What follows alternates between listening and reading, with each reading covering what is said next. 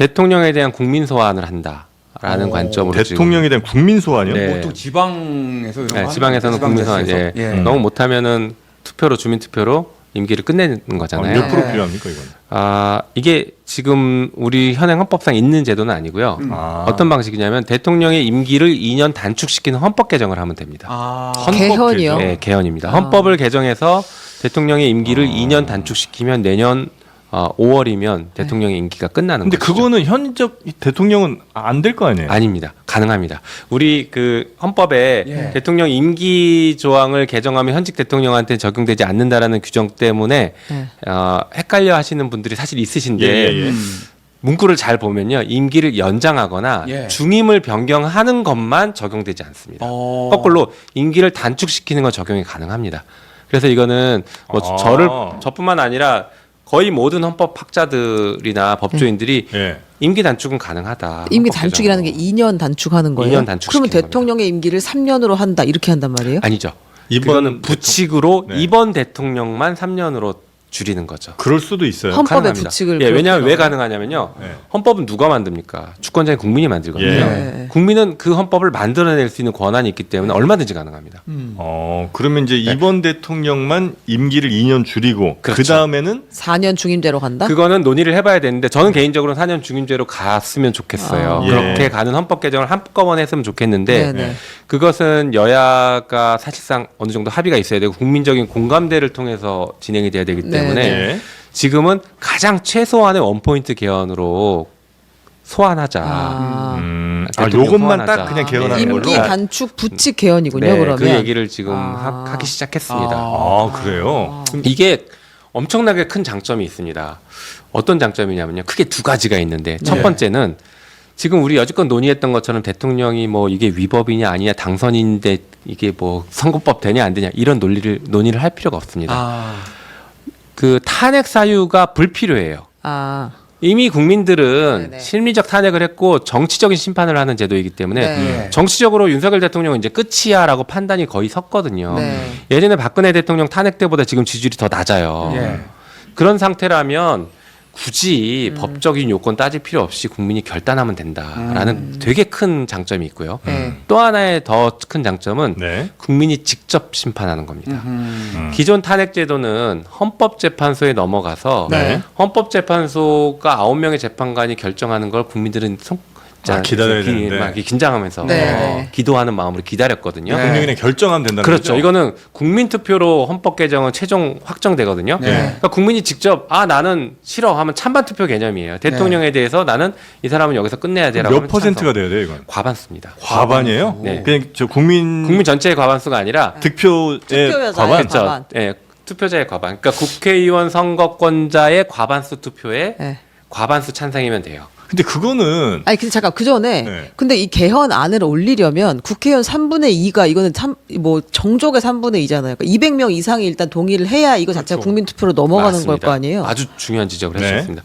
그 당연히 국회의 문턱을 먼저 넘어야 되는데요. 탄핵도 똑같이 3분의 2예요. 그렇죠. 그러니까 탄핵을 처리를 하는지 헌법 개정을 하는지 그 정족수는 똑같습니다. 다만 여당 입장에서도 받아들일 때 저는 탄핵보다는 헌법 개정이 훨씬 받아들이기 쉽다라고 봅니다. 심리적 장벽이 좀 덜하다는 거예요. 연속 2번 탄핵당한 당은 잘못하면 사라질 수 있어요. 저쪽 당 입장을 생각하면. 그렇기 때문에 차라리 회생 가능성이라도 있게 우리가 국민의 뜻을 받들어서 그냥 자체적으로 내려놓는다. 안정적으로 질서 있게 마무리하겠습니다라고 할 가능성이 저는 있다고 봅니다. 여야 합의 가능성이 있습니다. 근데 이게 저는 이제 딱 듣고는 조금 위험할 수도 있지 않나 생각하는 거는 예를 들어 이제 다음에 또 어떤 정권이 들어섰는데 뭐 당연히 이제 현직 대통령에 대해서는 뭐 욕하는 사람도 많고 뭐 비판적 의견이 많을 거 아니에요. 그렇죠. 그럴 때 야당이 예를 들어 다수를 차지하고 있으면 이번에 대통령 된 지 한 1년 반쯤 됐는데 국민적인 저 지지가 한 30%도 채 안 나오는 것 같아. 자, 그러면 임기 단축 이제 대통령 임기를 한 3년 줄여버리고 2년으로 끝내자. 이번 대통령이 한해서라고 이제 만약에 다음에 또 어떤 정치 세력들이 이렇게 요구를 해갖고 또 만약에 국민 투표했는데 당연히 국민 투표하면 현직 대통령에 대한 인기가 좀 없으면 절반은 나올 수도 있잖아요. 그렇게 반복되는 건 대단히 이건 좀 우리 정부의 좀 안정성을 해치는 건 아니겠습니까? 굉장히 중요한 지적이신 것 그렇죠. 같고요. 예? 저는 사실은 진짜 국민을 믿고 가야 된다고 보고 예. 생각보다 훨씬 우리 생각하는 것보다 훨씬 국민들이 현명하시거든요. 예.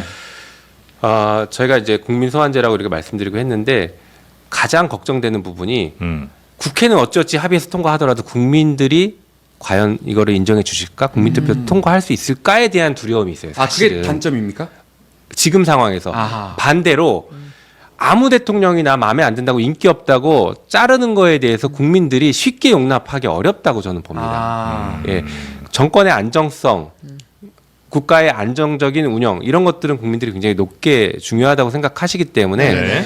정말 이 사람은 도저히 안 되겠어라는 사람 아니고서는 네. 이 방법이 쉽게 쓰이기는 어렵다고 봅니다. 아. 다만 이번은 그 정도 수치까지 올라갔고 이미 임계점을 상황이다. 넘었다라고 보기 때문에 네네. 이번에는 저는 성공 가능성이 있다고 보는 것이지 그 다음에 항상 된다라는 네, 보장은 네, 없어요. 네. 다만 중요한 건 네. 만약에 그렇게 한다고 하더라도 그거는 국민 주권에 맡길 필요가 있다고 봅니다. 일종의 국민 소환제인데 필요하면 차라리 헌법 개정에서 국민 소환제를 전격 도입하는 대통령에 대한 국민 소환제를 네네. 전격 도입하는 것도 이번에 논의해야 될 것 같고요. 네. 저는 계속 주장했던 것 중에 하나가 탄핵제도, 대통령에 대한 탄핵은 좀 바꾸자라는 거였습니다. 지금처럼 헌재로 보내는 게 아니라 국회 3분의 2가 통과시키면 국민투표로 대통령에 대한 탄핵을 마무리 짓자라는 네. 주장을 계속 했었는데 아. 이게 이제 국민주권에 부합하거든요. 아. 국민이 뽑았으면 그 권력을 걷어들이는 것도 국민이 직접 결정할 수 있게 만들어줘야 된다는 생각을 하고 있고요. 우리 국민들 수준이 굉장히 높습니다. 그래서 저는 가능하다고 봅니다. 근데 네. 이게 탄핵 이야기를 당에서 하지 않는 것은 지금 탄핵이란다. 하도 이해부터 헌법재판소에 네. 지금 재판관이 9명 안 되고 6명밖에 없잖아요. 3명이 퇴임한 뒤로 네. 그 뒤로 구성이 안 돼 있는 상황 아니에요. 네. 그러면 헌재를 새로 집어넣더라도 우리가 그거 믿지를 못하겠다 이런 생각을 하시는 건지 아니면 이 중대한 법률 위반을 다투기까지 되게 많은 시간이 걸릴 거라고 생각해서 그러시는 건지 그러니까 어떤 것 때문에 탄핵을 국민주권 얘기를 조금 빼고 나면 네네. 그거는 아직 당에서 공식적으로 논의한 건 아닌데 그냥 제 개인적인 추측을 말씀드리면 일단 헌법재판관은 저희가 11월 중으로는 다 추천을 국회에서 통과시켜서 대통령이 임명할 수 있게 절차를 진행하려고 추진하고 있습니다. 어쨌든간 그 상황을 놓고 보면은 대통령에 대한 탄핵 사유가 명확하느냐 안 하느냐에 대한 이게 법적 그 논란이 계속 있거든요. 그래서 지난 박근혜 대통령 탄핵 시절에는 특검이 진행됐고 국정조사가 먼저 있었고 그다음에 특검이 진행되는 과정에서 탄핵이 이루어졌습니다. 네. 그러니까 일종의 위법한 행위를 명확하게 확인할 수 있는 수사나 조사 절차가 전제가 돼야 된다는 부분이 있어요. 그러니까 네. 당에서 그런 것 때문에 먼저 꺼내기 좀 어려운 얘기가 있지 않을까. 물론 개별 의원들은 막 꺼내고 있습니다. 하지만 당이 공식적으로 하기는 그런 부담감이 좀 있지 않을까 싶은 것이 하나 있고요. 또 하나는 이런 겁니다. 탄핵을 당에서 공식적으로 꺼내면 관철을 시켜야 되거든요. 그런데 관철을 시키려면 적어도 저쪽에서 분명히 넘어온다. 8명 이상이 네네, 200명 이상이 동의를 할 수 있도록. 이탈해서 간다라는 게 어느 정도 확인이 되고 나서 가는 게 당 네. 입장에서는 맞지 않을까라는 생각을 이제 추측으로 해보는 겁니다. 그리고 실제 박근혜 탄핵 때 성공했던 거는 국민들이 거리로 쏟아져 나오셨기 네, 때문인데 네, 네. 지금은 아직은 그렇지는 않거든요. 그러면 그것도 이제 큰 이번 차이가 주말에 거리로 나가실 텐데 거기서 국민적인 어떤 요구나 이런 것들 피부로 좀 느끼시고 네. 그 이후에 당의 행동이 좀 바뀔 가능성도 있겠군요. 뭐 그럴 수도 있다고 봐야죠. 그리고 그 지속 가능성들도 저는 봐야 될 것 같고요. 그래서 국민들께서 이제 거리에서 외치는 구호에 따라서 당도 깊은 고민이 이제 될 것 같은데요. 네. 지금까지는 국민들께서는 탄핵 혹은 퇴진 뭐 이런 것들을 주로 외치셨는데 네. 아까 제가 말씀드렸던 헌법 개정을 통해서 국민 소환을 하겠다라는 네. 것들이 이제 국민적인 공감대가 확산되면 이런 구호도 나올 수 있다고 보거든요. 그러면 윤석열 정권을 조기 종료시키는데 다양한 방법들이 이제 본격적으로 논의되는 때가 온다. 네. 그렇게 되고 그 다양한 방법 중에서 국민들께서 가장 원하는 방법, 가장 높은 민도가 올라가는 방법들을 결국에 정치권이 따라야 되는 것 아니냐 이런 네. 생각을 하거든요. 그래서 그 흐름으로 갈 것 같습니다. 그러면 그걸 동의하는 의원님들은 몇 분이나 계세요? 이 개헌 원포인트 오늘 기자회견을 한 의원들은 한 20분 정도, 21분, 20분 아, 원불 정도. 민주당 내에서 예, 예. 지금 오늘 임기단축 개헌. 예, 뭐 급하게 이제 의원 네, 모임을 네, 네. 결성을 했는데 네. 그 정도 이제 합류하셨고 아마 더 많이 합류하실 것 같아요. 어쨌든 추진하시잖아요. 탄핵이든 뭐 저 개헌이든 임기단축이든 뭐 이게 있잖아요. 네. 이 이후도 준비를 하고 계세요. 왜냐하면 갑자기 그런 상황이 오게 되면 네. 또 혼란스러울 수 있잖아요. 네, 네. 그때 이제 안정적으로 뭐 국정은 어쨌든 우리 대한민국 가야 되는 거니까. 그렇죠. 그 이후도 혹시 준비하고 계십니까? 그 이유라면 이제 차기 대선에서를 말씀하시는지는 모르겠는데 네. 당연히 뭐 민주당은 언제든지 집권을 할 준비가 되는 정당이니까 차기 대선 당연히 준비하는 거고요. 네. 지금 말씀하신 부분에서 이제 국민적 우려가 있을 부분을 하나 제가 말씀드리면 이겁니다. 예전에 우리가 탄핵을 갔을 때 굉장히 혼란스럽고 사실 두려웠거든요. 예. 국민들도 두려웠고 탄핵이 가결되길 바랐지만 두렵거든요. 국정 혼란 때문에. 네. 그리고 탄핵이 끝난 이후에 2달 동안 대통령이 없는 공백 상태가 있었습니다.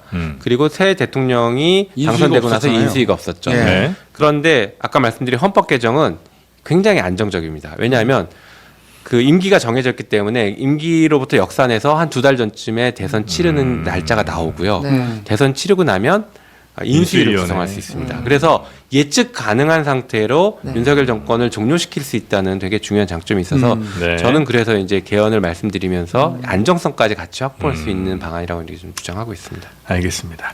자, 굉장히 요즘 아마 바쁘실 텐데 네. 또 저희가 이렇게 모셔서 좀 궁금한 걸 좀 많이 여쭤봤습니다. 네. 다시 이제 또 국회로 돌아가셔서 할 일이 또 많으시죠? 네, 네, 그렇죠. 네, 알겠습니다.